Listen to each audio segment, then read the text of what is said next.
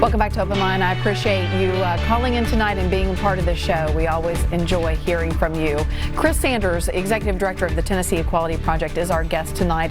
We've been talking about a few things in front of lawmakers during this session. One other thing I want to touch on, Chris, is a proposal that would allow state and also local government employees to opt out of certain trainings. Can you tell us about that? Yeah, the bill is kind of a general bill, but it says basically that if state government is offering trainings to its employees, local government's offering trainings to its employees, an employee can opt out of that training if the training conflicts with the values, the religion, the principles of the employee. Now, what we think this is directed at is allowing people to opt out of diversity trainings.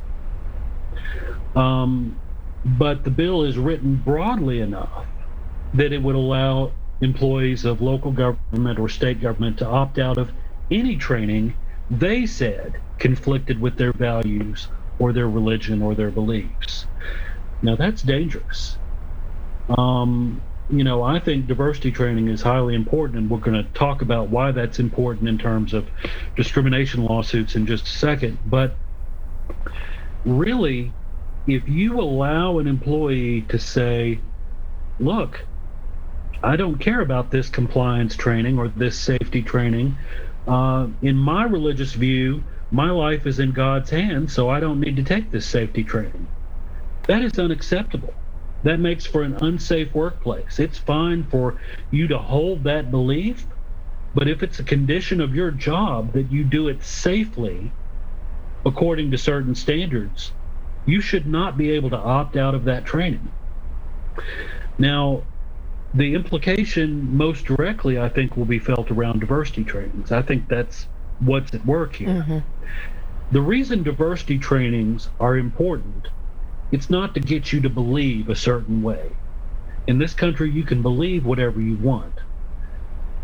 Diversity trainings help make for a workplace that runs more smoothly, but they also help you avoid discrimination lawsuits.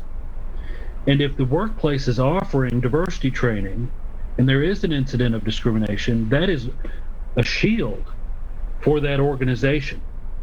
And if you take away that shield, then the costs in these settlements will go up. Metro Nashville will have to pay more when there's discrimination. The state of Tennessee will have to pay. Tennessee State University, if there's a case of discrimination and people are opting out of diversity trainings, they will have to pay more in court. So these trainings are good on a number of levels, but at a most practical level, they help you reduce the cost of your litigation. We've talked a lot about tonight about what the bills that you are watching closely that you don't like in the state legislature.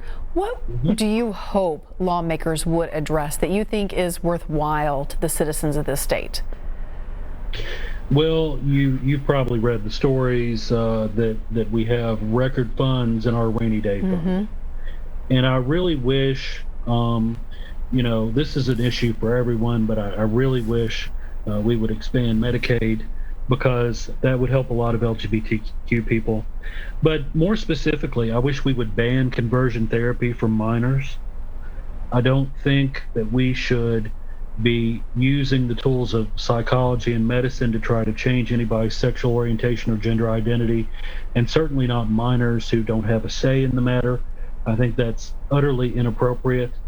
I would like to see more funding and more public education around issues of prevention of HIV and AIDS. And of course, that helps people beyond our community, but it touches our community. I would like to see a comprehensive non-discrimination policy in this state that covered sexual orientation and gender identity, as well as all the existing factors.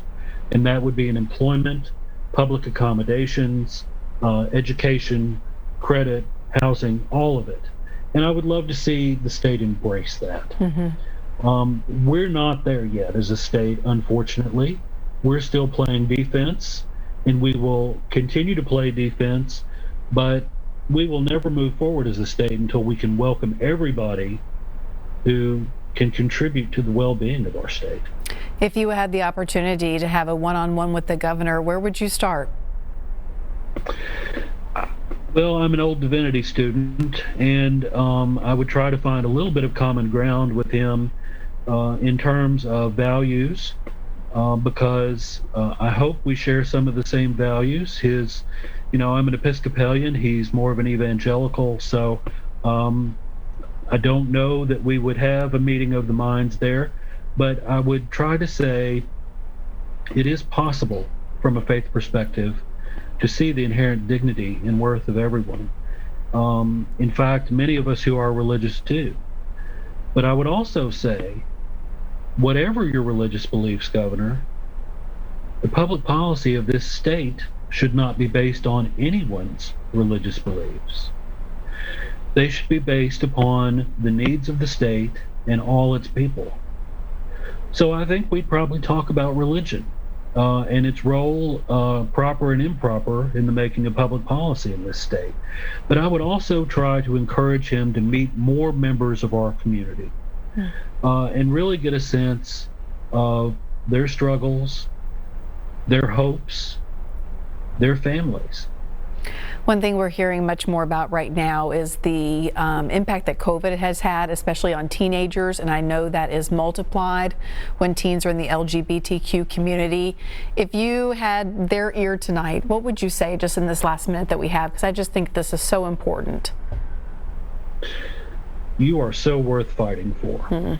Your life means so much to those of us who have been part of the community for years.